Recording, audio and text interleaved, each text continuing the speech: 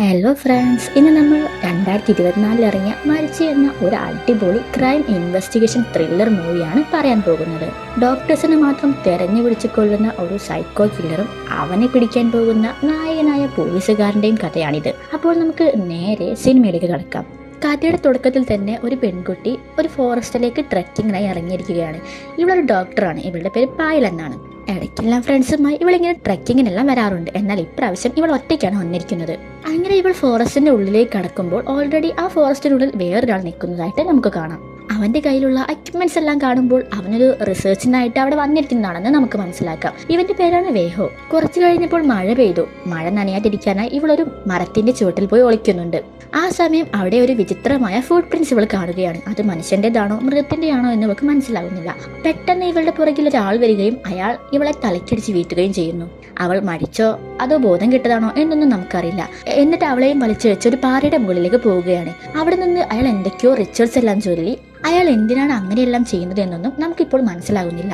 അടുത്ത സീനിൽ കാണിക്കുന്നത് ഒരു റോഡ് ആക്സിഡന്റിൽ ഒരു പെൺകുട്ടി മരണപ്പെട്ടിട്ടുണ്ട്. അവളെയും കെട്ടിപ്പിടിച്ച് കരയുന്ന അവളുടെ ഹസ്ബൻഡിനെയാണ്. പെട്ടെന്ന് നമ്മുടെ ഹീറോ ആയ ഭൈരവ ഞെട്ടി ഉണരുകയാണ്. റോഡ് ആക്സിഡന്റിൽ മരണപ്പെട്ടത് അവന്റെ ഭാര്യയായിരുന്നു. അവനത് സ്വപ്നം കണ്ട് ഞെട്ടി ഉണർന്നതാണ്. ഭൈരവ ഒരു പോലീസ് ഓഫീസർ ആയിരുന്നു. കുറച്ചു സമയം കഴിഞ്ഞ് ഒരു ഉയർന്ന ഉദ്യോഗസ്ഥൻ ഭൈരവയെ വിളിച്ച് പറയുന്നുണ്ട്, ഫോറസ്റ്റിനുള്ളിൽ വെച്ച് പായൽ എന്നൊരു പെണ്ണിനെ വളരെ മൃഗീയമായി കൊല്ലപ്പെട്ട രീതിയിൽ കണ്ടെത്തിയിട്ടുണ്ട്. മാത്രമല്ല അതേ സ്ഥലത്ത് വെച്ച് അതിനു മുമ്പും ഹർഷൻ എന്നൊരു ഡോക്ടറെ ഇതേ രീതിയിൽ തന്നെ കൊല്ലപ്പെട്ടതായി കണ്ടെത്തിയിട്ടുണ്ട്. ഇതിന് രണ്ടിന്റെ പിന്നിൽ ഏതോ ഒരു സൈക്കോ കില്ലർ ആണെന്നാണ് പോലീസിന്റെ നിഗമനം. അതുകൊണ്ട് ഈ ഒരു കേസ് നീ തന്നെ അന്വേഷിക്കണമെന്നും എത്രയും പെട്ടെന്ന് ആ സൈക്കോ കില്ലറെ കണ്ടെത്തണമെന്നും ആ ഉദ്യോഗസ്ഥൻ ഭൈരവയോട് പറയുകയാണ്. അങ്ങനെ ഹീറോയും സംഘവും ആ ഒരു ഫോറസ്റ്റിലേക്ക് പോവുകയാണ്. അവിടെ വെച്ച് ഭൈരവയുടെ കൂട്ടത്തിലുള്ള ഒരു കോൺസ്റ്റബിൾ പറയുന്നുണ്ട് പായൽ ബാംഗ്ലൂരിൽ വർക്ക് ചെയ്യുന്ന ഒരു ഡോക്ടറാണെന്ന്. അവിടെ വെച്ച് റിച്വൽസിന് യൂസ് ചെയ്യുന്ന ഒരു പൂവ് ഭൈരവ കണ്ടെത്തുകയാണ്. ഇത് സാധാരണയായി ശിവപൂജയ്ക്കാണ് യൂസ് ചെയ്യുന്നത് എന്നും കൂട്ടത്തിലുള്ള ആ കോൺസ്റ്റബിൾ പറയുകയാണ്. പായലിന്റെ ബോഡി ചെക്ക് ചെയ്തപ്പോൾ അവളുടെ വായിൽ ആ സൈക്കോ ആസിഡ് വെച്ചിട്ടുണ്ടെന്നുള്ളതും ഭൈരവ് കണ്ടെത്തി. ഇതെല്ലാം കണ്ടപ്പോൾ ഭൈരവ് പറയുകയാണ് ആരൊക്കെയാണ് ട്രെക്കിങ്ങിനായി ഈ ഫോറസ്റ്റിലേക്ക് വന്നതെന്നുള്ള മുഴുവൻ ഡീറ്റെയിൽസും ഉടനെ തന്നെ കണ്ടുപിടിക്കണമെന്നും അതുപോലെ തന്നെ ക്രൈം ഏരിയയിൽ നിന്ന് കളക്ട് ചെയ്യാൻ പറ്റാവുന്ന മുഴുവൻ എവിഡൻസും ഉടനെ തന്നെ കളക്ട് ചെയ്ത് തന്നെ ഏൽപ്പിക്കാനായിട്ട്. അതുപോലെ തന്നെ ഭൈരവ് വേറെയും കണ്ടെത്തി. ഇതിനു മുമ്പ് മരണപ്പെട്ട ഹർഷൻ എന്ന ഡോക്ടറില്ലേ, അയാളടുത്തും ഇതുപോലെ പൂജയ്ക്കായിട്ടുള്ള പൂക്കളുണ്ടായിരുന്നു. കൂടാതെ ഒരു ടൈഗർ ബൊമ്മയും. മാത്രമല്ല ഹർഷയെ കൊന്നത് ഒരു തരത്തിലുള്ള വിഷം പടർത്തുന്ന മഷ്റൂം ഉപയോഗിച്ചിട്ടാണ്. അടുത്ത സീനിൽ കാണിക്കുന്നത് ആര്യ എന്നൊരു പയ്യനായാണ്. ഇവൻ എക്കീറ എന്നൊരു ഡോക്ടറുമായിട്ട് പ്രണയത്തിലാണ്. ഇവർ രണ്ടുപേരും ലിവിംഗ് റിലേഷനിലാണ്. കുറച്ചു കാലമായി ഇവർ രണ്ടുപേരും ഡിപ്രഷനിലായതുകൊണ്ട് ഒരു ട്രിപ്പ് പോകാനായി ഇവർ പ്ലാൻ ചെയ്യുന്നു. പിന്നീട് ഡോക്ടറെ കാണാനായി ഭൈരവ പോകുന്നു. പായലിന്റെ ബോഡി ചെക്ക് ചെയ്ത ഡോക്ടർ പറയുന്നു പായൽ മരിച്ചിട്ട് 2 ദിവസമായി. ഇവൾ മരിക്കാൻ കാരണം തലയ്ക്ക് പിന്നിലേറ്റ അടിയുടെ ആഘാതം കൊണ്ടാണ്. ഇവൾ ആ സ്പോട്ടിൽ തന്നെ മരിച്ചിട്ടുണ്ടായിരുന്നു. അതിനുശേഷവും ഇവളുടെ മുഖത്ത് ആസിഡ് ഒഴിച്ച് വികൃതമാക്കണമെങ്കിൽ ആ സൈക്കോ നിസാരക്കാരനല്ല, മാരക ഒരു സൈക്കോ കൊലയാളി തന്നെയാണ്. അവൻ യൂസ് ചെയ്തത് H2SO4 ആണ്. അത് സാധാരണ ജനങ്ങൾക്ക് കിട്ടാറില്ല. എന്നിട്ടും അത് അവന്റെ കയ്യിൽ കിട്ടിയിട്ടുണ്ടെങ്കിൽ അവനും ഒരു ഡോക്ടർ ആവാനാണ് സാധ്യത. അടുത്ത സീനിൽ നമ്മുടെ ഹീറോ 2 സൈക്കോളജി ഡോക്ടറെ മീറ്റ് ചെയ്യാനായി പോവുകയാണ്. അവരോട് ചോദിക്കുന്നുണ്ട് സമൂഹത്ത് സൈക്കോകൾ ഉണ്ടാവാനുള്ള കാരണം എന്താണെന്ന്. സമൂഹത്തിൽ നിന്നോ അതോ വീട്ടിൽ നിന്നോ അവർക്ക് ആവശ്യമായ സ്നേഹവും പരിഗണനയും കിട്ടാത്തത് കൊണ്ട് അതിന്റെ പ്രതികാരമായി അല്ലെങ്കിൽ അവരുടെ മാനസിക നില തെറ്റി അവർ സൈക്കോകളായി മാറുകയാണ് ചെയ്യുന്നത്. ഇങ്ങനെയുള്ള സൈക്കോകളെല്ലാം നല്ല വിദ്യാഭ്യാസമുള്ളവരാണ്. അവരുടെ ഉള്ളിൽ സൈക്കോ എന്നൊരു ചിന്ത വന്നാൽ അവരെന്താണ് ചെയ്യുന്നതെന്ന് അവർക്ക് തന്നെ മനസ്സിലാക്കാൻ കഴിയില്ല. പിന്നെ സൈക്കോളജിസ്റ്റ് ഭൈരവയ്ക്ക് ഒരു ഹിന്റ് കൂടെ കൊടുക്കുകയാണ്. ആരൊക്കെ സൈക്കോളജിസ്റ്റിന്റെ സേവനം തേടിയിട്ടുണ്ടോ അവരുടെ എല്ലാം ലിസ്റ്റ് ശേഖരിച്ച് ഓരോരുത്തരെയായി കണ്ടുപിടിച്ച് അവരെ കുറിച്ച് അന്വേഷിക്കാനായി. പിന്നീട് കാണിക്കുന്നത് നമ്മുടെ ആര്യയും യക്കീറയും ഒരു ബീച്ച് റിസോർട്ടിലേക്ക് എത്തിയിട്ടുണ്ട്. അവിടെ എത്തിയ യക്കീറയോട് ആര്യ പറയുന്നു നീ ഒന്ന് ഫ്രഷ് ആയിട്ട് വാ എന്ന്. അവൾ ഫ്രഷ് ആവാൻ പോയ സമയത്ത് ആര്യ ബീച്ചിന്റെ അരികിലേക്ക് പോകുന്നുണ്ടായിരുന്നു. കുറച്ചു സമയം കഴിഞ്ഞ് യക്കീറ വന്ന് നോക്കുമ്പോൾ അവളുടെ സീനിയർ പ്രൊഫസറായ ഡോക്ടർ ആ ബീച്ച് സൈഡിൽ ഇരിക്കുന്നുണ്ടായിരുന്നു. അവളുടെ പ്രൊഫസറോട് ആര്യ പോയി എന്തോ സംസാരിക്കുന്നതും അവൾ കാണുന്നു. അവരെന്താണ് സംസാരിക്കുന്നത് എന്നുള്ളത് കുറെ ദൂരെയായതിനാൽ അവൾക്ക് മനസ്സിലാകുന്നില്ല. പിന്നീട് പോലീസുകാർ 2 കൊലപാതകങ്ങളെ കുറിച്ചും ഒരു ചർച്ച നടത്തുന്നതാണ് കാണിക്കുന്നത്. 2 സ്ഥലത്തു നിന്നും കിട്ടിയ കൊലപാതകയുടെ ഫുട് പ്രിന്റുകൾ വ്യത്യസ്തമായിരുന്നു. അതായത് അയാളുടെ കാലിന് എന്തെങ്കിലും സംഭവിച്ചിട്ടുണ്ടാകാം. സൈക്കോയും ഒരു ഡോക്ടർ തന്നെയാണല്ലോ. ചിലപ്പോൾ ഡോക്ടേഴ്സിന്റെ ഇടയിൽ നടക്കുന്ന കോമ്പറ്റീഷൻ കാരണം ഏതെങ്കിലും ഒരു ഡോക്ടർ സൈക്കോ ആയി മാറിയതായിരിക്കാം. അതിനുശേഷം നമ്മുടെ യക്കീരയുടെ ഒരു സീനിയർ പ്രൊഫസർ ഉണ്ടായിരുന്നില്ലേ, അയാളെ പിന്നിലൂടെ വന്ന ഏതോ ഒരു അജ്ഞാതൻ കഴുത്തിനടിച്ച് കൊല്ലാൻ ശ്രമിക്കുന്നതാണ് കാണിക്കുന്നത്. അയാളുടെ വായിൽ ഒരു ഗ്ലാസ് വെച്ചിട്ടുണ്ടായിരുന്നു. ആ ഗ്ലാസിനുള്ളിൽ എന്തൊക്കെയോ ജീവികളും ഉണ്ടായിരുന്നു. അതിലൊരു ജീവി അയാളുടെ കയ്യിൽ കടിച്ചപ്പോൾ കൈ ഒന്നാകെ വീർത്ത് പൊങ്ങിയിട്ടുണ്ടായിരുന്നു. അപ്പോൾ അത്രയും ജീവികൾ അയാളുടെ വായിലേക്ക് കടന്നു കഴിഞ്ഞാൽ എന്തായിരിക്കും സംഭവിക്കുക? തൊട്ടടുത്ത നിമിഷം തന്നെ അയാൾ മരണപ്പെടും. അങ്ങനെ അയാളുടെ വായിൽ ആ ഗ്ലാസ് വെച്ച് അത് കെട്ടിയിട്ട് ഒന്നും സംഭവിക്കാത്ത പോലെ ആ അജ്ഞാത കൊലയാളി അവിടെ നിന്നും പോവുകയാണ്. കുറച്ചു സമയം കഴിഞ്ഞപ്പോൾ റിസോർട്ടിൽ നിന്നും പോലീസിന് ഒരു കോള് പോവുകയാണ്. ബീച്ചരികിൽ വെച്ച് പ്രൊഫസറായ ഡോക്ടറെ കൊല്ലപ്പെട്ട നിലയിൽ കണ്ടെത്തിയെന്ന് പറഞ്ഞിട്ടാണ് റിസപ്ഷനിസ്റ്റ് കോൾ ചെയ്യുന്നത്. ആ സമയം പോലീസുകാർ പറയുന്നുണ്ട്, ഞങ്ങൾ അവിടേക്ക് എത്തുന്നത് വരെ അവിടെ നിന്നും ആരും പുറത്തേക്ക് പോകാൻ പാടില്ല എന്ന്. ഉടനെ തന്നെ പോലീസുകാർ ആ ഒരു ക്രൈം സീനിലേക്ക് പോകുന്നതാണ് കാണിക്കുന്നത്. അവിടെ എത്തിയപ്പോൾ ആ പ്രൊഫസറായ റാവോ മരണപ്പെട്ട് നിലത്ത് കിടക്കുന്നതാണ് കാണിക്കുന്നത്. അയാളുടെ മുഖമെല്ലാം തടിച്ച് പൊങ്ങിയിട്ടുണ്ട്. തൊട്ടടുത്തായി എന്തോ ഒരു പൂജ നടത്തിയതിന്റെ ലക്ഷണങ്ങളുമുണ്ട്. അതിന് അടുത്ത് തന്നെ ഒരു ഗ്ലാസും വെച്ചിട്ടുണ്ട്. അങ്ങനെ ഈ കേസിൽ നമ്മുടെ ഹീറോയെ തന്നെ ഏൽപ്പിക്കുകയാണ്. കാരണം 3 പേരും ഡോക്ടേഴ്സാണ്. 3 പേരും കൊല്ലപ്പെട്ട രീതിയും ഏകദേശം ഒരുപോലെ തന്നെയായിരുന്നു. അതേ റിസോർട്ടിൽ തന്നെയാണല്ലോ ആരെയും എക്കിയറയും ഉള്ളത്. അതിനാൽ ഇങ്ങനെ ഒരു കേസ് നടന്നുകൊണ്ട് അവിടെ നിന്ന് അവർക്ക് പുറത്തേക്ക് പോകാൻ കഴിയുന്നുമില്ല. അവരവിടെ ലോക്കായിരിക്കുകയാണ്. ആ സമയത്ത് ആര്യന്റെ ഫോണിലേക്ക് ഒരു കോൾ വരുന്നുണ്ട്. എന്നാൽ അവനത് അറ്റൻഡ് ചെയ്യാതെ കട്ട് ചെയ്യുകയാണ്. അവന്റെ മുഖത്ത് എന്തോ ഒരു പേടിയുള്ളതായും നമുക്ക് കാണാൻ കഴിയും. കുറച്ചു കഴിഞ്ഞപ്പോൾ 2 കോൺസ്റ്റബിൾസ് വന്ന് ഈ മർഡറിനെ കുറിച്ച് ചോദ്യം ചെയ്യാനായി ആര്യയുടെയും യക്കീറയുടെയും പോലീസ് സ്റ്റേഷനിലേക്ക് വരാനായി പറയുന്നു. പിന്നീട് റിസോർട്ടിൽ ജോലി ചെയ്യുന്ന മുൻ ജോലിക്കാരെ സ്റ്റേഷനിലേക്ക് വിളിച്ച് എന്താണ് ശരിക്കും അവിടെ സംഭവിച്ചതെന്ന് അവരോട് ചോദിക്കുന്നു. അതിലൊരാൾ പറയുന്നു, അദ്ദേഹം ചോദിച്ചപ്പോൾ ഞാൻ ചോക്ലേറ്റും ഐസ്ക്രീമും എല്ലാം കൊണ്ടു കൊടുത്തിരുന്നു. അപ്പോഴൊന്നും അദ്ദേഹത്തിന് ഒരു കുഴപ്പവുമില്ലായിരുന്നു. കുറച്ചു കഴിഞ്ഞപ്പോൾ ഏതോ ഒരു പയ്യൻ വന്ന് അയാളോട് സംസാരിക്കുന്നതായിട്ട് കണ്ടിട്ടുണ്ടെന്നും ഇവർ പറയുന്നു. ആ ആള് ശരിക്കും ആര്യനായിരുന്നു.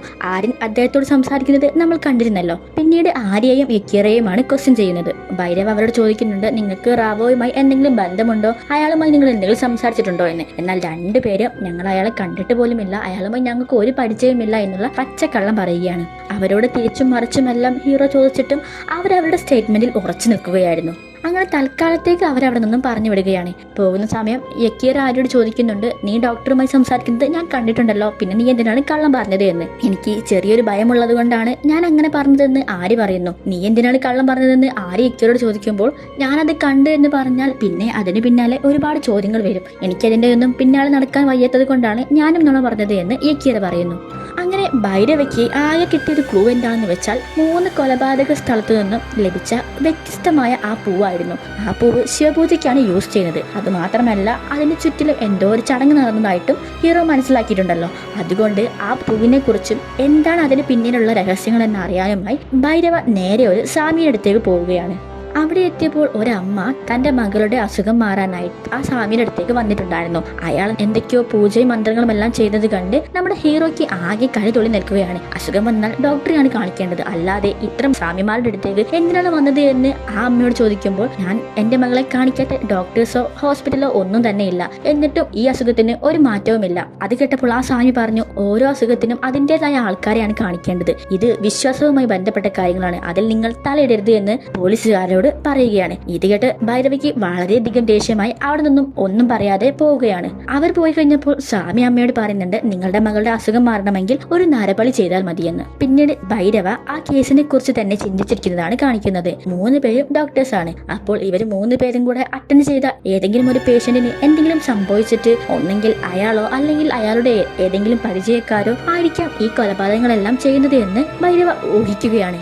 അതുകൊണ്ട് തന്നെ അയാൾ അസിസ്റ്റൻസിനെ വിളിച്ച് ഈ 3 ഡോക്ടേഴ്സും കൂടെ അറ്റൻഡ് ചെയ്ത ഏതെങ്കിലും കേസുകൾ ഉണ്ടെങ്കിൽ കണ്ടെത്തി തരാനായിട്ട് പറയുകയാണ്. പിന്നീട് ഭൈരവയ്ക്കും അവന്റെ ഭാര്യയ്ക്കിനിടയിൽ നടക്കുന്ന ചില പ്രശ്നങ്ങൾ ഭൈരവ ഓർത്തെടുക്കുന്നതാണ് കാണിക്കുന്നത്. അവൾ മരണപ്പെടുന്നതിന് മുമ്പ് ഇവർ തമ്മിൽ ഇടയ്ക്കിടയ്ക്ക് ഫൈറ്റുകളെല്ലാം ഉണ്ടാവാറുണ്ടായിരുന്നു. അതിനുശേഷം ആര്യയെക്കുറിച്ചും യക്കീറയെക്കുറിച്ചും ഒന്ന് ഡീറ്റെയിൽ ആയി അന്വേഷിക്കാനായി ഭൈരവ അയാളുടെ അസിസ്റ്റൻസിനോടെല്ലാം പറഞ്ഞിരുന്നു. അവരുടെ റിപ്പോർട്ടിൽ നിന്നും 2 പേരും വളരെ നീറ്റാണെന്നും ഇതിനു മുമ്പ് അവരുടെ 2 പേരുടെയും പേരിൽ ഒരു ചെറിയ കേസ് പോലും ഉണ്ടായിട്ടില്ല എന്നും ഹീറോയോട് പറയുകയാണ്. അടുത്ത ദിവസം രാത്രി ഇവർ നൈറ്റ് പെട്രോളിംഗ് നടത്തുകയായിരുന്നു. ആ സമയത്ത് ഒരുത്തൻ കുടിച്ചത് മീറ്ററിൽ കാണിക്കുന്നുണ്ടായിരുന്നു. എന്നാൽ അയാളോട് ചോദിക്കുമ്പോൾ താൻ കുടിച്ചിട്ടേ ഇല്ല എന്നാണ് അയാൾ പറയുന്നത്. ഇത് കണ്ടപ്പോൾ ഹീറോ കോൺസ്റ്റബിളോട് ചോദിച്ചു, അല്ല എന്താണ് പ്രശ്നമെന്ന്. ആ സമയം കോൺസ്റ്റബിൾ പറഞ്ഞു, അയാൾ നന്നായിട്ട് മദ്യപിച്ചിട്ടുണ്ട്, അത് മീറ്ററിൽ കാണിക്കുന്നുമുണ്ട്, പക്ഷെ അയാൾ ചോദിക്കുമ്പോൾ അയാൾ കുടിച്ചിട്ടേ ഇല്ല എന്നാണ് പറയുന്നത്. ഇത് കേട്ടപ്പോൾ ഭൈരവ ചോദിച്ചു, ഞാൻ ഇതിൽ ഇടപെടണോ എന്ന്. വേണ്ട സാർ, ഇതിലൊന്നും ഇടപെടണ്ട, ഇത് ഞാൻ തന്നെ കൈകാര്യം ചെയ്തോളാം എന്ന് കോൺസ്റ്റബിൾ പറയുന്നു. ആ സമയമാണ് ഭൈരവ തന്റെ ചില ഫ്ലാഷ് ബാക്ക് ആലോചിക്കുന്നത്. ഒരു ദിവസം ജോലി കഴിഞ്ഞ് വീട്ടിലെ വീട്ടിലെത്തിയ ഭൈരവ കാണുന്നത് തന്റെ വൈഫ് പ്രഗ്നന്റ് സമയത്ത് മദ്യപിച്ച് ലെക്ക് കെട്ടി നിൽക്കുന്നതായിരുന്നു. അതിനെ ചൊല്ലി ഭൈരവ അവളോട് വളരെയധികം ചൂടാവുന്നുണ്ട്. എന്നാൽ ഇതെല്ലാം കേട്ട് കഴിഞ്ഞപ്പോഴും അവന്റെ ഭാര്യ പറയുന്നു ഞാൻ മദ്യപിച്ചിട്ടേ ഇല്ല എന്ന്. എന്നാൽ അവളുടെ കോലം കണ്ടാൽ തന്നെ അറിയാമായിരുന്നു അവൾ നല്ല ലെക്ക് കെട്ടിരിക്കുകയാണെന്ന്. അതുകൊണ്ട് തന്നെ അവർ തമ്മിൽ ഒരു ആർഗ്യൂ നടക്കുകയാണ്. കുറച്ചു ദിവസം കഴിഞ്ഞപ്പോഴാണ് ഹീറോയ്ക്ക് ഒരു കോള് വരുന്നത്. തന്റെ വൈഫ് മരണപ്പെട്ടു എന്നായിരുന്നു ആ കോള്. മദ്യപിച്ച് വാഹനം ഓടിച്ചാണ് ആക്സിഡന്റ് ഉണ്ടായതെന്നും ഹീറോയോട് പറയുന്നു. പിന്നീട് കാണിക്കുന്നത് ആര്യയും യക്കിറയുമായിരുന്നു. യക്കിറ ആര്യോട് ചോദിക്കുന്നുണ്ട് നമ്മൾ കുറച്ചധികം നാളായില്ലേ ലിവിംഗ് റിലേഷനിലായിട്ട്, എന്നാണ് നമുക്ക് കല്യാണം കഴിക്കാൻ സാധിക്കുക എന്ന്. അത് കേട്ടപ്പോൾ ആര്യം പറയുന്നുണ്ട് ഞാനിപ്പോൾ മെന്റലി ഒട്ടും പ്രിപ്പയർഡ് അല്ല. 3 മാസം കഴിഞ്ഞാൽ എന്റെ ബർത്ത്ഡേ ആണ്. അത് കഴിഞ്ഞിട്ട് നമുക്ക് കല്യാണത്തെ കുറിച്ചെല്ലാം ആലോചിക്കാം. അതുവരെ നീ എനിക്ക് സമയം തരണമെന്ന് ആര്യം പറഞ്ഞപ്പോൾ അവന്റെ ഒരു മാനസിക നില വെച്ച് അവൻ ചോദിച്ച സമയം അവൾ കൊടുക്കുകയാണ്. അത് കഴിഞ്ഞപ്പോൾ അവനൊന്ന് പുറത്തു പോയി വരാമെന്ന് പറയുകയാണ്. അവൻ പുറത്തു പോയപ്പോൾ യക്കിറ TV കാണുകയായിരുന്നു. ആ സമയമാണ് അവളൊരു ന്യൂസ് കാണുന്നത്. ഇതുവരെ മരണപ്പെട്ട 3 പേരും ഡോക്ടേഴ്സാണ്. അവരുടെ എല്ലാം ഫോട്ടോ കാണിച്ചപ്പോഴാണ് യക്കിറയ്ക്ക് മനസ്സിലായത് ആ 3 പേരും അവരുടെ കൂടെ ജോലി ചെയ്യുന്നവരാണ്. അപ്പോൾ അടുത്തതായിട്ട് ആ കൊലയാളി തന്നെയാണോ കൊലപ്പെടുത്താൻ വരുന്നത് എന്നുള്ള പേടിയിലാണ് യക്കിറ. ദിവസം കഴിയും തോറും അവരുടെ ഉള്ളിലെ പേടി വർദ്ധിച്ചു കൊണ്ടിരിക്കുകയാണ്. പിന്നീട് ഹീറോയും കോൺസ്റ്റബിൾസും എല്ലാം ഈ കേസിനെ കുറിച്ച് ചർച്ച ചെയ്യുകയായിരുന്നു. ആ സമയം കോൺസ്റ്റബിൾ പറയുന്നു നമ്മളൊന്നൊരു സ്വാമിയുടെ അടുത്ത് പോയിരുന്നില്ലേ, സ്വാമി ആ അമ്മയോട് പറയുന്നത് താൻ കേട്ടിരുന്നു നിങ്ങളുടെ കുഞ്ഞിന്റെ അസുഖം മാറാൻ നരബലി കൊടുത്താൽ മതിയെന്ന്. ഓൾറെഡി 3 സ്ഥലത്ത് നിന്നും നമുക്ക് പൂജകൾ ചെയ്തതിന്റെ എല്ലാം തെളിവുകൾ കിട്ടിയിരുന്നില്ലേ, അപ്പോൾ ഇനി ആ സ്വാമി ആയിരിക്കുമോ ഈ കൊലപാതകങ്ങളുടെ എല്ലാം പിന്നിലെന്ന്. ഇത് കേട്ടപ്പോൾ ഹീറോ പറയുന്നു ഉടനെ തന്നെ ആ സ്വാമിയെ സ്റ്റേഷനിലേക്ക് കൊണ്ടുവരാനായി. അങ്ങനെ സ്വാമി വന്നപ്പോൾ അയാളോട് ഈ നരബലിയെ കുറിച്ചെല്ലാം ഹീറോ ചോദിക്കുന്നു. ഇത് കേട്ടപ്പോൾ ആ സ്വാമി പറയുന്നു അയ്യോ സാറേ എനിക്ക് ഈ കൊലപാതകങ്ങളുമായി ഒരു ബന്ധവുമില്ല, എനിക്ക് ആകെ 3 ബലിയെ അറിയുള്ളൂ. ഒന്ന് ആടുബലി, പിന്നെ കോഴിബലി, പിന്നെ ബാഹുബലി. അതല്ലാതെ എനിക്ക് ഒരു നരബലിയെ കുറിച്ച് അറിയില്ല. ഞാനൊരു വലിയ സംഭവമാണെന്ന് ആളുകളെ തെറ്റിദ്ധരിപ്പിക്കാൻ വേണ്ടിയാണ് ഇങ്ങനെയെല്ലാം നടക്കുന്നത്. അല്ലാതെ എനിക്ക് കൊലപാതകങ്ങളെ കുറിച്ചൊന്നും അറിയില്ല. അധികം വിദ്യാഭ്യാസമില്ലാത്ത ആളുകൾ മാത്രമേ എന്നെ തേടി വരാറുള്ളൂ എന്നും ആ സ്വാമി പറയുന്നു. അയാളെ കുറിച്ച് ഡീറ്റെയിൽ ആയിട്ട് അന്വേഷിച്ചപ്പോൾ അയാളൊരു ഡമ്മി സ്വാമിയാണെന്നും ഉഡായിപ്പാണെന്നുള്ളതും ഹീറോയ്ക്ക് മനസ്സിലാവുകയാണ്. പിന്നീട് ഹീറോയ്ക്ക് ആ 3 ഡോക്ടേഴ്സും ഒരുമിച്ച് വർക്ക് ചെയ്തതിനുള്ള പിക്ചേഴ്സ് എല്ലാം കിട്ടുകയാണ്. അവർ 3 പേരും ഒരു ക്യാമ്പിലാണ് ഒരുമിച്ച് വർക്ക് ചെയ്തിട്ടുള്ളത്. ആ ചിത്രത്തിൽ നിന്നും ഹീറോ ഒരു കാര്യം കൂടെ മനസ്സിലാക്കുന്നു. അവരുടെ കൂടെ 4ാമനായിട്ട് ഒരാൾ കൂടെ ഉണ്ടായിരുന്നു. അത് ജോസഫ് ആയിരുന്നു. അപ്പോൾ അടുത്തതായി കൊലയാളിയുടെ ടാർഗറ്റ് ജോസഫ് ആണെന്നും ഭൈരവ മനസ്സിലാക്കുകയാണ്. അങ്ങനെ ജോസഫിനെ കണ്ടെത്താനായി പോലീസുകാർ ശ്രമിക്കുന്നു. എന്നാൽ അയാളെക്കുറിച്ച് ഒരു ക്ലൂവും അവർക്ക് കിട്ടുന്നില്ല. ആ സമയമാണ് അയാളുടെ ഇൻസ്റ്റഗ്രാം അക്കൗണ്ടിൽ നിന്നും അയാൾ ഇപ്പോൾ അടുത്ത് അമേരിക്കയിലേക്ക് ട്രാവൽ ചെയ്തതായിട്ട് കണ്ടെത്തിയിട്ടുള്ളത്. അതുകൊണ്ട് തന്നെ എയർപോർട്ടിൽ പോയി അന്വേഷിച്ചാൽ അയാളെക്കുറിച്ച് കൂടുതൽ ഡീറ്റെയിൽസും അയാളുടെ കറക്റ്റ് ലൊക്കേഷനും എല്ലാം അറിയാൻ സാധിക്കില്ലേ എന്ന് പോലീസുകാർ ചോദിക്കുന്നത്. ആ സമയം തന്നെ ജോസഫ് ഇൻസ്റ്റഗ്രാമിൽ ഒരു പോസ്റ്റ് ഇടുന്നുണ്ട്. ഒരു ഹാലോവിൻ പാർട്ടിയിൽ അദ്ദേഹം പങ്കെടുത്തതാണ് കാണിക്കുന്നത്. അതിന്റെ ലൊക്കേഷൻ കാണിക്കുന്നത് ബാംഗ്ലൂരാണ്. അതായത് ജോസഫ് ഇപ്പോൾ ഉള്ളത് ബാംഗ്ലൂരിലാണ്. അതുകൊണ്ട് തന്നെ ഇവരെല്ലാവരും കൂടെ അവിടേക്ക് പോവുകയാണ്. എന്നാൽ അതേ പാർട്ടിയിൽ തന്നെ നമ്മുടെ ആര്യയും യക്കീരയും ഹലോവിൻ ഡ്രസ് എല്ലാം ധരിച്ച് പങ്കെടുക്കുന്നുണ്ടായിരുന്നു. അവിടേക്ക് എത്തിയ പോലീസുകാർ ജോസഫിനോട് കുറച്ച് കാര്യങ്ങളെല്ലാം ചോദിച്ചറിയാനുണ്ടെന്ന് പറഞ്ഞ് ഒറ്റയ്ക്ക് കൂട്ടിക്കൊണ്ടു പോവുകയാണ്. അങ്ങനെ ജോസഫിനോട് ഹീറോ ചോദിക്കുന്നു നിങ്ങൾ എപ്പോഴാണ് അമേരിക്കയിൽ നിന്നും തിരിച്ച് നാട്ടിലേക്ക് എത്തിയതെന്ന്. ഇതെല്ലാം ഞാനെന്തിനാണ് നിങ്ങളോട് പറഞ്ഞതെന്ന് ജോസഫ് ചോദിക്കുമ്പോൾ നിങ്ങളുടെ കൂടെ വർക്ക് ചെയ്ത 3 ഡോക്ടേഴ്സിനെ ഏതോ ഒരു സൈക്കോ കൊന്നിട്ടുണ്ട്. അയാളുടെ അടുത്ത ടാർഗറ്റ് നിങ്ങളാണ്. അതിനുവേണ്ടിയാണ് ഇതെല്ലാം അന്വേഷിക്കുന്നത് എന്ന് ഭാര്യ പറയുന്നു. അയാൾ എന്തിനാണ് എന്നെ കൊല്ലുന്നത്, ഞാൻ അയാളോട് എന്ത് തെറ്റാണ് ചെയ്തത് എന്ന്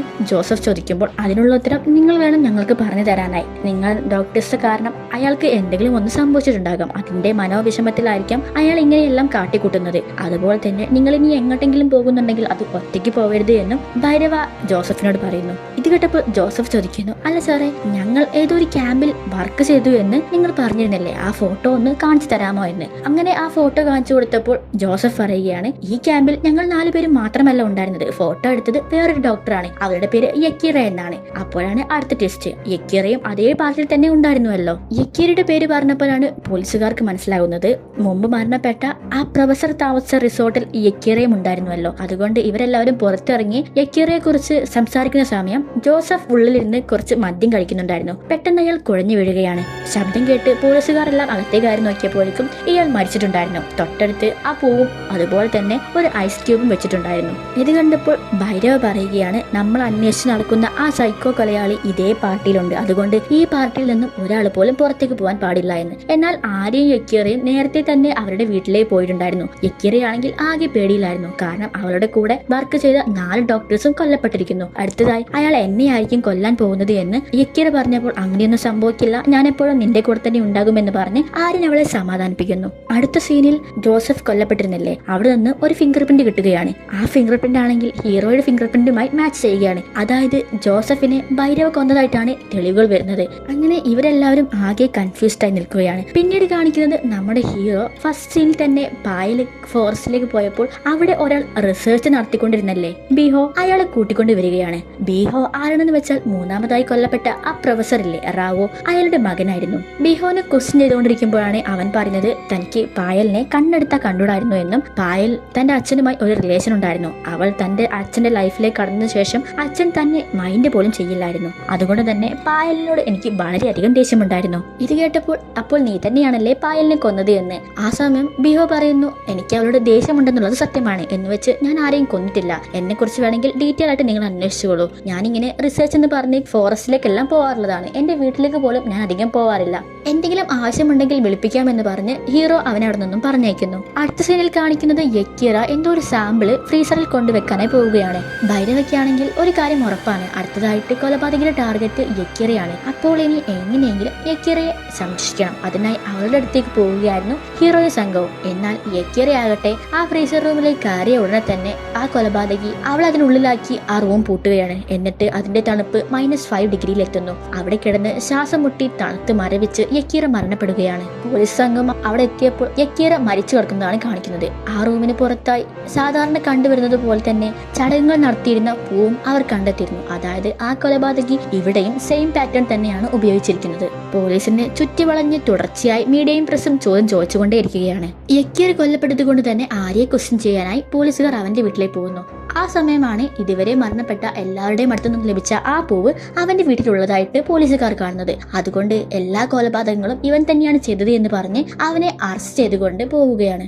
ആര്യയോട് ഹീറോ ചോദിക്കുകയാണ്, 2 വർഷമായി നിങ്ങൾ റിലേഷനിലാണ്, എന്നിട്ട് ഇതുവരെയായിട്ടും അവളെ കല്യാണം കഴിക്കാൻ നീ തയ്യാറായിരുന്നില്ല.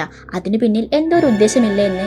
ആ സമയം ആര്യ പറയുന്നു, എന്റെ ബിസിനസ്സിൽ കുറച്ച് ലോസ് എല്ലാം ഉണ്ടായി. അപ്പോൾ എന്റെ മൈൻഡ് ആകെ ഡിസ്റ്റർബ്ഡ് ആയിരുന്നു. എന്റെ മൈൻഡ് ഒന്ന് റെഡി ആയിട്ട് കല്യാണം കഴിക്കാമെന്ന് ഞങ്ങൾ തന്നെയാണ് തീരുമാനിച്ചത്. ആ മൈൻഡ് റെഡിയാക്കാനുമായിരുന്നു ഞങ്ങൾ അന്ന് ബീച്ച് റിസോർട്ടിലേക്ക് പോയത്. അവിടെ വെച്ച് അവിചാരിതമായിട്ടായിരുന്നു പ്രൊഫസറെ കണ്ടത്. പിന്നെ നിങ്ങൾ അന്ന് ചോദിച്ചപ്പോൾ ഞങ്ങൾ പ്രൊഫസറെ കണ്ടിട്ടേ ഇല്ല എന്ന് പറഞ്ഞത് വെറുതെ ഞങ്ങളുടെ ലൈഫിൽ ഒരു പ്രശ്നം വേണ്ട എന്ന് വെച്ചാണ്. അല്ലാതെ ആ കൊലപാതകങ്ങളുമായി എനിക്ക് ഒരു ബന്ധവുമില്ല എന്ന് ആര്യ പറയുന്നു. അപ്പോൾ ഹീറോ ചോദിക്കുന്നു, പ്രൊഫസർ മരണപ്പെട്ട സമയത്തും അതുപോലെ തന്നെ ജോസഫ് മരണപ്പെട്ട സമയത്തും നിങ്ങളുടെ സാന്നിധ്യം ഉണ്ടായിരുന്നു എന്ന്. എന്റെ ഒരു ഫ്രണ്ട് ഇൻവൈറ്റ് ചെയ്തിട്ടാണ് ഞാൻ ആ ഹലോവിൻ പാർട്ടിയിലേക്ക് പോയത് എന്ന് ആര്യ പറയുന്നു. അങ്ങനെയാണെങ്കിൽ ശരി, പക്ഷേ അയാൾ മരണപ്പെട്ട് കഴിഞ്ഞപ്പോൾ നിങ്ങൾ രണ്ടുപേരും ഒഴിച്ച് അവിടെ ബാക്കിയുള്ളവരെല്ലാം ഉണ്ടായിരുന്നു. നിങ്ങൾ ആ സമയം എവിടെ പോയതാണെന്ന് ഹീറോ ചോദിക്കുമ്പോൾ അവിടെയുള്ള മുഖംമൂടികളെല്ലാം കണ്ട് യക്കീറയ്ക്ക് വളരെയധികം പേടിയായിരുന്നു. മാത്രമല്ല ഓൾറെഡി എല്ലാ ഡോക്ടേഴ്സും കൊല്ലപ്പെട്ട് കഴിഞ്ഞു. അപ്പോൾ അടുത്തായി അവളെ ആയിരിക്കും ആ കൊലയാളി ടാർഗറ്റ് ചെയ്യുക എന്നുള്ള ഭയത്തിലായിരുന്നു യക്കീറ. അതുകൊണ്ടാണ് ഞങ്ങൾ അവിടെ നിന്നും വേഗം തന്നെ പോകുന്നത്. പക്ഷേ യക്കീറ എന്നെ വിട്ടു പോകുമെന്നുള്ളത് ഞാൻ ഒരിക്കലും കരുതിയിരുന്നില്ല. നിങ്ങൾ കരുതുന്നത് പോലെ ഈ കൊലപാതകങ്ങളുമായി എനിക്ക് ഒരു ബന്ധവുമില്ല എന്നും ആര്യ പറയുന്നു. പക്ഷേ 3 കൊലപാതക സ്ഥലത്തും ആര്യയുടെ പ്രസൻസ് ഉണ്ടായിരുന്നു. അതുമാത്രമല്ല കൊലയാളി ഉപയോഗിച്ച ആ പൂവ് ആര്യയുടെ വീട്ടിൽ നിന്ന് കണ്ടെത്തുകയും ചെയ്തു. അതുകൊണ്ട് എല്ലാവരെയും ആര്യ തന്നെയാണ് കൊന്നത് എന്ന് പറഞ്ഞ് അവനെ പോലീസുകാർ അറസ്റ്റ് ചെയ്യുകയാണ്. എന്നാൽ ഡെഡ് ബോഡിയുടെ അടുത്ത് നിന്ന് കിട്ടിയ DNA സാമ്പിളും ആര്യന്റെ DNA സാമ്പിളുമായി മാച്ച് ആവുന്നില്ല. അതുകൊണ്ട് ആര്യനല്ല കൊലപാതകി എന്ന് ഇവർക്ക് മനസ്സിലാവുന്നു. അതുകൊണ്ട് തന്നെ ആര്യയെ അവരുടെ നിന്നും പറഞ്ഞയക്കുന്നു.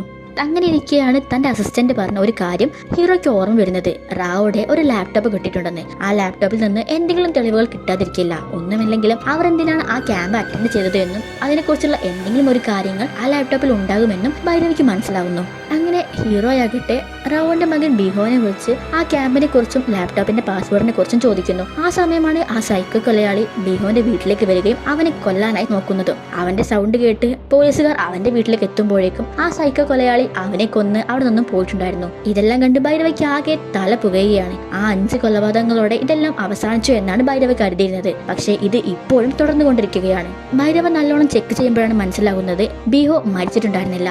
അവന് കുറച്ച് ജീവൻ ബാക്കിയുണ്ടായിരുന്നു. അവനെ തട്ടി വിളിച്ച് എന്താണ് നീ കണ്ട കാര്യം പറയാ എന്ന് പറയുമ്പോൾ ഫിംഗർ പ്രിന്റ് എന്ന് ബിഹോ പറയുന്നുണ്ടായിരുന്നു. അവനെ എല്ലാവരും കൂടെ എടുത്ത് ഹോസ്പിറ്റലിലാക്കുന്നു. അവൻ ഒന്ന് ഓക്കെ ആയ ശേഷം ഭൈരവ കാര്യങ്ങൾ ചോദിക്കുമ്പോൾ ബിഹോ പറയുന്നു ആ കൊലപാതകയ്ക്ക് ഫിംഗർ പ്രിന്റ് ഇല്ലായിരുന്നു എന്ന്. ഇത് കേട്ട് പോലീസുകാർ ഞെട്ടുകയാണ്. ഒരാൾക്ക് ഫിംഗർ പ്രിന്റ് അല്ലാതെ ജീവിക്കാൻ കഴിയുമോ? ജന്മന അങ്ങനെ സംഭവിച്ചിരിക്കാം, അല്ലെങ്കിൽ ഒരാൾ തന്റെ ഫിംഗർ പ്രിന്റ് ആസിഡോ അങ്ങനെ എന്തെങ്കിലും ഉപയോഗിച്ച് സ്വയം നശിപ്പിച്ച് കളഞ്ഞതായിരിക്കാം. അങ്ങനെ ബിഹോന്റെ കയ്യിൽ നിന്ന് ആ ലാപ്ടോപ്പിന്റെ പാസ്വേഡ് വാങ്ങി അവർ ആ ലാപ്ടോപ്പിലെ ക്യാമ്പിന്റെ ഫയൽ ഓപ്പൺ ചെയ്ത് നോക്കുമ്പോൾ അവരാകെ ഞെട്ടിപ്പോവുകയാണ്. ആ ക്യാമ്പിൽ വെച്ച് ഒരമ്മ തന്റെ മകളുമായി വന്ന് ആ കുട്ടിക്ക് എന്തോ സംഭവിച്ചോ എന്ന് പറയുകയാണ്. പക്ഷെ എന്താണ് സംഭവിച്ചതെന്ന് അവർക്ക് മനസ്സിലാകുന്നില്ല. ഡോക്ടർ റാവോ അവരുടെ കാര്യങ്ങൾ ചോദിക്കുമ്പോൾ ഒരു ദിവസം ഇവൾ ചോക്ലേറ്റ് കഴിച്ചു, പക്ഷെ അതിനുശേഷം ഇവൾ വേറെ ഏതോ പെൺകുട്ടിയെ പോലെ ബിഹേവ് ചെയ്യുകയാണ് ചെയ്യുന്നത്. അത് കേട്ട് ഡോക്ടർ റാവോ ആ കുട്ടിയുടെ ബ്ലഡ് ടെസ്റ്റ് ചെയ്ത് നോക്കുകയാണ്. ആ റിപ്പോർട്ട് കണ്ട് റാവോ ഞെട്ടിപ്പോകുന്നു. കാരണം ആ കുട്ടിയുടെ ശരീരത്തിൽ ആൽക്കഹോൾ ഉണ്ടായിരുന്നു. ഈ ചെറിയൊരു കുട്ടിയുടെ ശരീരത്തിൽ എങ്ങനെയാണ് ആൽക്കഹോളിന്റെ കണ്ടന്റ് ഉണ്ടാവുക? അതുകൊണ്ട് തന്നെ ഇതിനെക്കുറിച്ച് റാവോ കൂടുതലായി റിസർച്ച് നടത്തുന്നു. ആ കുട്ടിയുടെ ഹിസ്റ്ററി പരിശോധിക്കുമ്പോൾ ആ കുട്ടിയാണെങ്കിൽ കുറച്ചു കാലങ്ങൾക്ക് മുമ്പ് പനിക്കുള്ള ഒരു ടാബ്ലറ്റ് കഴിച്ചിട്ടുണ്ടായിരുന്നു. അതിനുശേഷം അവളുടെ ശരീരത്തിൽ ഒരു സിൻഡ്രോം ക്രിയേറ്റ് ആവുകയാണ്. അതെങ്ങനെയാണ് വർക്ക് ആവുന്നത് എന്ന് വെച്ചാൽ അതിനുശേഷം ആ കുട്ടി എന്ത് മധുരം കഴിക്കുകയാണെങ്കിലും അത് ആൽക്കഹോളായി മാറുകയും അവളുടെ കോൺഷ്യസ് പതിയെ പതിയെ നഷ്ടപ്പെടുകയും ചെയ്യും. അതിൽ നിന്നും ഡോക്ടർക്ക് ഒരു കാര്യം മനസ്സിലാകുന്നു. ഇതാരോ ആർട്ടിഫിഷ്യലായി ക്രിയേറ്റ് ചെയ്ത ഒരു രോഗമാണ്, അല്ലെങ്കിൽ ശരീരത്തിന്റെ ഒരു അവസ്ഥയാണ്. അതായത് ജീവിതത്തിൽ ഒരിക്കൽ പോലും മദ്യപിക്കാത്ത ഏതെങ്കിലും ഒരാൾ ഈ ടാബ്ലറ്റ് കഴിച്ചതിനു ശേഷം എന്തെങ്കിലും ഒരു സ്വീറ്റ്സ് കഴിക്കുകയാണെങ്കിൽ അയാളുടെ ശരീരത്തിൽ അത് ആൽക്കഹോൾ കണ്ടന്റായി മാറുകയാണ് ചെയ്യുന്നത്. ഇനിയിപ്പോൾ കഴിക്കുന്നത് സാധാരണ ഭക്ഷണമാണെങ്കിൽ കൂടി അതിൽ മധുരമുണ്ടെങ്കിൽ അതും ആൽക്കഹോളായി മാറും. അതിനുശേഷമാണ് ഡോക്ടർ റാവോനോട് ആ നാട്ടിലുള്ള ഒട്ടുമിക്ക പേരും തങ്ങൾക്ക് മധുരം കഴിച്ചു കഴിഞ്ഞാൽ ബോധം നഷ്ടപ്പെടുന്നത് പോലെ ഉണ്ടാവുമെന്ന് പറയുന്നത്. അവിടെ എല്ലാവരുടെയും ബ്ലഡ് ടെസ്റ്റ് ചെയ്ത് നോക്കുമ്പോഴാണ് റാവോയ്ക്ക് മനസ്സിലാകുന്നത് എല്ലാവർക്കും സെയിം ഡിസീസ് വന്നിട്ടുണ്ടെന്ന്. ഇതൊരിക്കലും നാച്ചുറൽ ആയിട്ട് വന്നതല്ല, ആരോ ഒരാൾ മനഃപൂർവ്വം ചെയ്തതാണ്. അതുകൊണ്ട് തന്നെ ആ റിസർച്ചിനെ കുറിച്ച് കൂടുതൽ അറിയാനായി ഇവർ ആ ഗ്രാമത്തിലുള്ള ഒരമ്മയെടുത്ത് പോയിട്ട് കാര്യങ്ങളൊക്കെ ചോദിക്കുകയാണ്.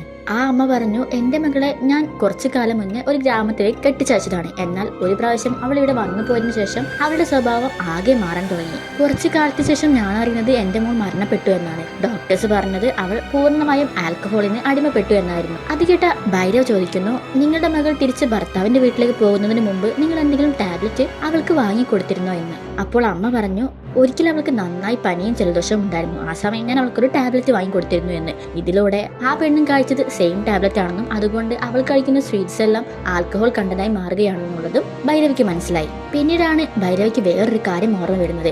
അവന്റെ ഭാര്യയും ഇതുപോലെ തന്നെ മദ്യപിച്ചതിന് ചൊല്ലി അയാൾ വഴക്കിട്ടിരുന്നില്ലേ, അവളും ഇതേ ടാബ്ലറ്റ് തന്നെ യൂസ് ചെയ്തത് കൊണ്ട് അവൾ കഴിച്ച സ്വീറ്റ്സ് എല്ലാം ആൽക്കഹോളായി മാറിയതായിരിക്കാം. അവൾ മദ്യപിച്ച് വണ്ടി ഓടിച്ച് ആക്സിഡന്റിൽ പെട്ട് മരിച്ചതാണെന്ന് താൻ തെറ്റിദ്ധരിച്ചതാണെന്നൊക്കെ ഹീറോയ്ക്ക് മനസ്സിലാവുന്നു. അതിനുശേഷം ആ അമ്മയോട് വീണ്ടും ഭൈരവ് ചോദിക്കുന്നു, മുമ്പ് എന്തെങ്കിലും ഒരു പ്രശ്നം ഇവരുണ്ടായിട്ടുണ്ടോ? ആളുകളുടെ മനസ്സിൽ നിന്ന് മായാത്ത എന്തെങ്കിലും ഒരു ട്രാജഡി ഉണ്ടായിട്ടുണ്ടോ എന്ന്. ആ സമയം അമ്മ പറയുകയാണ്, അങ്ങനെ ഒരു സംഭവം ഉണ്ടായിട്ടുണ്ട്. അതായത് ഈ ഗ്രാമത്തിൽ വളരെയധികം ബഹുമാനിക്കപ്പെടുന്ന ഒരു കുടുംബമാണ് ഷെട്ടിയുടെ കുടുംബം. അവരുടെ ഒരു ഫാമിലിയിൽ 2 പെൺമക്കളും അതുപോലെ തന്നെ മറ്റൊരു ഫാമിലിയിൽ ഒരു പെൺകുട്ടിയും ഒരു ആൺകുട്ടിയുമായിരുന്നു ഉണ്ടായിരുന്നത്. ആ പയ്യന്റെ പേരായിരുന്നു ഋഷി. വേദ എന്ന അവന്റെ അനിയത്തിയ അവന് ജീവനായിരുന്നു. മാത്രമല്ല അവര് പാരമ്പര്യമായി വളരെ വലിയ പണക്കാരുമായിരുന്നു. ആ 2 പെൺകുട്ടികൾ ദിവസവും കോളേജിൽ പോകുന്ന സമയത്ത് 2 ചെറുപ്പക്കാർ അവരെ പിന്തുടരുമായിരുന്നു. എന്നാൽ അവരാകട്ടെ അതൊന്നും ശ്രദ്ധിക്കാതെ പഠിത്തത്തിൽ മാത്രമായിരുന്നു കോൺസെൻട്രേറ്റ് ചെയ്തത്. ഇതിൽ ദേഷ്യം വന്ന ആ പയ്യന്മാരാകട്ടെ കരിമ്പ് ജ്യൂസ് ആണെന്ന് പറഞ്ഞ് ആ പെൺകുട്ടികൾക്ക് അതിൽ മദ്യം കലർത്തി കൊടുക്കുകയാണ്. ഇവര് നിർബന്ധിച്ചപ്പോൾ കരിമ്പ് ജ്യൂസ് അല്ലേ എന്ന് വിചാരിച്ച് ആ പെൺകുട്ടികൾ അത് കഴിക്കുകയാണ്. അവരുടെ മറ്റേ കുടുംബത്തിലുള്ള ആ ചെറിയ പെൺകുട്ടിയില്ലേ വേദ, അവളെ കൊണ്ടും ഇവരത് കുടിപ്പിക്കുന്നു. ആ സമയമാണ് ഋഷി അവിടേക്ക് വരുന്നത്. തന്റെ സഹോദരി വേദ അവിടെ മയങ്ങി വീണ് കിടക്കുന്നത് കണ്ട് അവളെയും കൊണ്ട് അവൻ ഹോസ്പിറ്റലിലേക്ക് പോവുകയാണ്. മറ്റു 2 പേരെയും എടുക്കാൻ അവന് സാധിച്ചില്ല. ഈ സമയമാകട്ടെ ആ 2 പയ്യന്മാർ ഗ്രാമത്തിലുള്ള എല്ലാവരോടും പറയുകയാണ്, ഷെട്ടിയുടെ കുടുംബത്തിലുള്ള 2 പെൺകുട്ടികൾ മദ്യപിച്ച് ലെക്ക് കെട്ട് വയലിൽ മയങ്ങി കിടക്കുകയാണെന്നുള്ളത്. അങ്ങനെ നിമിഷ നേരം കൊണ്ട് ഈ വാർത്ത ഒന്നാകെ ഗ്രാമത്തിൽ മുഴുവൻ പാട്ടാവുകയാണ്. അങ്ങനെ ഗ്രാമത്തിലുള്ളവരെല്ലാവരും ഷെട്ടിയെയും കുടുംബത്തെയും വളരെ മോശമായി ചിത്രീകരിക്കുകയാണ്. ഈ സമയമാണ് ഹോസ്പിറ്റലിൽ അഡ്മിറ്റ് ചെയ്ത വേദ എന്ന പെൺകുട്ടി മരണപ്പെട്ട വിവരം അവരറിയുന്നത്. അതേസമയം തന്നെ ആ 2 പെൺകുട്ടികളില്ലേ, അവർ ഗ്രാമത്തിലെ എല്ലാവരുടെ മുന്നിൽ വെച്ച് നാണം കെട്ടു എന്ന് സഹിക്കാനാവാതെ തൂങ്ങി മരിക്കുകയാണ്. ആ 2 അച്ഛന്മാരും പറയുന്നുണ്ട്, ഞങ്ങളുടെ മക്കൾ ഒരിക്കലും മദ്യം കഴിക്കില്ല, അവരെ കൊണ്ട് ആരോ അത് നിർബന്ധിച്ച് കുടിപ്പിച്ചതാണ്. വേദയുടെ അച്ഛൻ പറയുന്നുണ്ട്, എന്റെ മകൾ കൊച്ചു കുട്ടിയല്ലേ, അവളൊക്കെ എങ്ങനെ മദ്യം കഴിക്കാനാണ്? ഇതിന് പിന്നിൽ വേറെ എന്തോ ഒരു ചതി നടന്നിട്ടുണ്ട്. അതുകൊണ്ട് തന്നെ ആ 2 അച്ഛന്മാരും ഋഷിയെയും കൂട്ടി പോലീസ് സ്റ്റേഷനിൽ കംപ്ലൈന്റ് കൊടുക്കാനായി പോവുകയാണ്. എന്നാൽ അതിനിടയ്ക്കാണെങ്കിൽ ആ 2 പയ്യന്മാരില്ലേ, അവർ ഇവരുടെ വണ്ടി ആക്സിഡന്റിൽ പെടുത്തുകയാണ്. എന്നിട്ട് പോലീസുകാർക്ക് കാശ് കൊടുത്ത് മദ്യപിച്ച് വണ്ടി ഓടിച്ച് ആക്സിഡന്റ് ആയതാണെന്നുള്ള തരത്തിൽ ഇവർ തെളിവുണ്ടാക്കി. ആ ഒരു ആക്സിഡന്റിൽ രക്ഷപ്പെട്ടത് ഋഷിയും അവന്റെ അച്ഛനും മാത്രമായിരുന്നു. ഋഷിയുടെ അച്ഛന്റെ കാലാണെങ്കിൽ ഒടിഞ്ഞു പോയിട്ടുമുണ്ടായിരുന്നു. തന്റെ കുടുംബം ഇല്ലാതാക്കിയ ഈ ഗ്രാമത്തിൽ ഇനി ജീവിക്കേണ്ട എന്ന് കരുതി അവർ അവിടെ നിന്നും പോവുകയായിരുന്നു. പക്ഷെ അവർക്ക് സിറ്റിയിൽ ജീവിക്കാൻ കഴിയാത്തതിനാൽ തിരിച്ചു വന്ന് നാട്ടിലൊരു ചെറിയ കടയുമിട്ട് ജീവിക്കുകയാണെന്നൊക്കെ ആ അമ്മ പോലീസുകാരോട് പറയുകയാണ്. ആ സമയത്താണ് ഭൈരവയ്ക്ക് ഒരു കാര്യം മനസ്സിലാവുന്നത്. പായൽ മരണപ്പെട്ട സമയത്ത് അവരുടെ കൊലയാളിയുടെ ഫിംഗർ പ്രിന്റ് വ്യത്യസ്തമായിരുന്നില്ലേ, അത് ഋഷിയുടെ അച്ഛനാണെന്ന് അവൻ മനസ്സിലാക്കുകയാണ്. അതായത് ഈ ഡോക്ടേഴ്സിനെ എല്ലാം തെരഞ്ഞുപിടിച്ച് കൊലപ്പെടുത്തുന്ന റിയൽ സൈക്കോ അത് ഋഷിയുടെ അച്ഛനായിരുന്നു. അങ്ങനെ ഋഷിയുടെ അച്ഛൻ താമസിക്കുന്ന സ്ഥലത്തേക്ക് പോലീസുകാർ പോവുകയാണ്. അവിടെ പോയി നോക്കിയപ്പോൾ ആരെയും കാണുന്നുണ്ടായിരുന്നില്ല. ആ സമയമാണ് ഡ്രമ്മിന്റെ ഉള്ളിലായി അയാൾ ഒളിച്ചിരിക്കുന്നത് ഭൈരവ് കാണുന്നത്. അങ്ങനെ അയാൾ അറസ്റ്റ് ചെയ്ത് പോലീസ് സ്റ്റേഷനിൽ കൊണ്ടുപോയി കൊലപാതകങ്ങളെ കുറിച്ചൊക്കെ ചോദ്യം ചെയ്യുന്നു. ഇതുവരെ നടന്ന എല്ലാ കൊലപാതകങ്ങളും താനാണ് ചെയ്തത് എന്ന് അയാൾ സമ്മതിക്കുകയാണ്. ഡെഡ് ബോഡിയുടെ അടുത്തെല്ലാം പൂക്കൾ കൊണ്ടിട്ടത് ഞങ്ങളുടെ അന്വേഷണം ഡൈവേർട്ട് ചെയ്യാനല്ലേ എന്ന് ഹീറോ ചോദിക്കുമ്പോൾ അതെ, അതിനു വേണ്ടി തന്നെയാണ്. പക്ഷേ ജോസഫ് എന്നൊരാളെ കൊല്ലാനായി ഞാൻ വരുമ്പോൾ അതിനു മുമ്പ് തന്നെ എന്നെ ഇത്രയും അധികം വലയ്ക്കുന്ന നിങ്ങളെ കൊല്ലാനായിരുന്നു ഞാൻ പ്ലാൻ ഇട്ടിരുന്നത്. അതുകൊണ്ടാണ് ഞാൻ ആ മദ്യത്തിൽ വിഷം കലർത്തിരുന്നത്. പക്ഷേ ആ ജോസഫ് അതെടുത്ത് കുടിച്ച് മരണപ്പെടുകയായിരുന്നു. പിന്നെയും നിങ്ങൾ എന്റെ പിറകെ വരുന്നത് തടയാനായിട്ടാണ് ഞാൻ ആ പൂക്കളെല്ലാം എടുത്ത് ആര്യന്റെ വീട്ടിൽ കൊണ്ടുവിട്ടത്. പക്ഷേ അവിടെയും നിങ്ങൾ സത്യം മനസ്സിലാക്കി വീണ്ടും എന്റെ പിന്നാലെ തന്നെ അന്വേഷണം ആരംഭിച്ചു. നീ എന്തിനാണ് ബേഹുവിനെ കൊന്നത് എന്ന് ചോദിക്കുമ്പോൾ ആര്യനിലൂടെ ആ കേസ് അവസാനിപ്പിക്കുമെന്നാണ് ഞാൻ കരുതിയത്. പക്ഷേ നിങ്ങൾ അവൻ നിരപരാധിയാണെന്ന് മനസ്സിലാക്കി വെറുതെ വിട്ടു. പിന്നെയും ബേഹുവിലൂടെ എന്നെ കണ്ടെത്തുമെന്ന് എനിക്ക് ഉറപ്പായിരുന്നു. അതുകൊണ്ട് പേടിച്ചിട്ടാണ് ഞാൻ അവനെ കൊന്നതെന്ന് പറയുന്നു. നീയല്ല യഥാർത്ഥ കൊലപാതകി എന്ന് എനിക്കറിയാം. സത്യത്തിൽ നിന്റെ കൂടെ ആരാണുള്ളത് എന്ന് പോലീസുകാരൻ ചോദിക്കുമ്പോൾ ഞാൻ തന്നെയാണ് എല്ലാ കൊലപാതകങ്ങളും ചെയ്തത് എന്ന് അദ്ദേഹം പറയുന്നു.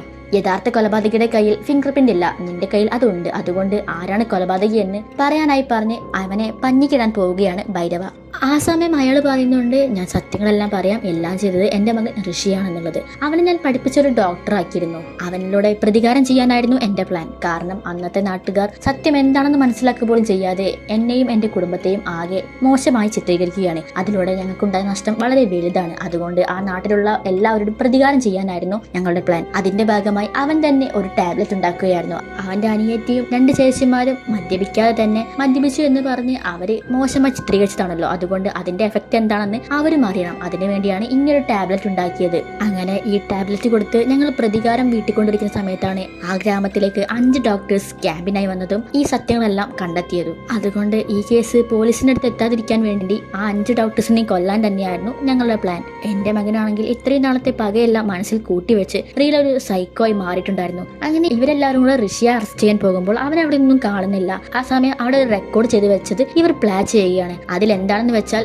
ഒരുപാട് വർഷങ്ങൾക്ക് മുമ്പ് മരണപ്പെട്ടു പോയ അവന്റെ അനിയത്തിയോട് ഇവൻ ഇപ്പോഴും സംസാരിക്കുന്നുണ്ട്. അതായത് ജീവിച്ചിരിപ്പില്ലാത്ത ഒരാളോട് അവൻ ഇപ്പോഴും സംസാരിക്കുന്നുണ്ടെങ്കിൽ അവന്റെ മനോനില എത്രമാത്രം തകരാറിലായിട്ടുണ്ടെന്നുള്ളത് പോലീസുകാർക്ക് മനസ്സിലാവുന്നു. അവൻ ഇപ്പോൾ അവന്റെ അനിയത്തിയുടെ കല്ലറയുടെ മുന്നിൽ ഉണ്ടാവുമെന്ന് മനസ്സിലാക്കിയ ഭൈരവയും സംഘവും അവിടേക്ക് പോവുകയാണ്. അവിടെ മഴ നനഞ്ഞുകൊണ്ട് അവൻ ഇരിക്കുന്നുണ്ടായിരുന്നു. എന്നിട്ട് അവൻ പറയുന്നു, ഞാൻ ചെയ്തതിൽ ഒരു തെറ്റുമില്ല. ഈ ഗ്രാമത്തിലെ ജനങ്ങളാണ് എന്റെ കുടുംബത്തെ എന്നിൽ നിന്നും അകറ്റിയത്, പ്രത്യേകിച്ച് എന്റെ പൊന്നനുജത്തിയെ. അതുകൊണ്ട് അവൾക്ക് വേണ്ടിയിട്ടാണ് പ്രതികാരത്തിനായി ഞാൻ ഇറങ്ങിയത്. ഇതെല്ലാം കേട്ട ഭൈരവയാവട്ടെ അവൻ അടിച്ചുകൊണ്ട് അവനോട് പറയുന്നു, നിന്റെ നഷ്ടത്തിൽ ഒരു പങ്കുമില്ലാത്ത ഒരുപാട് ആളുകളെ നീ കൊന്നുകളഞ്ഞു. എന്റെ ഭാര്യയെ, ആ ബേഹുവിനെ, 5 ഡോക്ടർമാരെ, പിന്നെ നിന്റെ കഥ പോലും അറിയാത്ത ഒരുപാട് പാവങ്ങളെയാണ് നീ ടാർഗറ്റ് ചെയ്തത്. ഇതിലൊന്നും നിന്റെ ഭാഗത്ത് ഒരു ന്യായവുമില്ല. അതും പറഞ്ഞ് അവൻ അറസ്റ്റ് ചെയ്യാൻ പോകുമ്പോൾ അവൻ പറയുകയാണ്, ഞാൻ ഓൾറെഡി വിഷം കഴിച്ചിട്ടുണ്ട്. കുറച്ച് സമയം കഴിഞ്ഞാൽ ഞാൻ എന്റെ അനിയത്തിന് അടുത്തേക്ക് പോകുമെന്ന്. ഇത് കേട്ട ഭൈരവ പറയുകയാണ്, ഇപ്പോഴും നീ എന്തോ നേടി എന്നുള്ള ആഹ്ലാദത്തിലാണ്. പക്ഷേ നീ ഒരുപാട് തെറ്റ് ചെയ്തിട്ടുണ്ട്. അതിന്റെ ഒന്നും പാപം നിന്നെ ഒരിക്കലും വിട്ടുപോകില്ല എന്ന്. അങ്ങനെ ഈ ഒരു ഭാഗം കാണിച്ചുകൊണ്ടാണ് ഈ സിനിമ ഇവിടെ അവസാനിക്കുന്നത്. ഒരുപാട് ട്വിസ്റ്റുകളുള്ള നല്ലൊരു സൈക്കോ ക്രൈം ത്രില്ലർ മൂവി തന്നെയാണ് മരിച്ചി.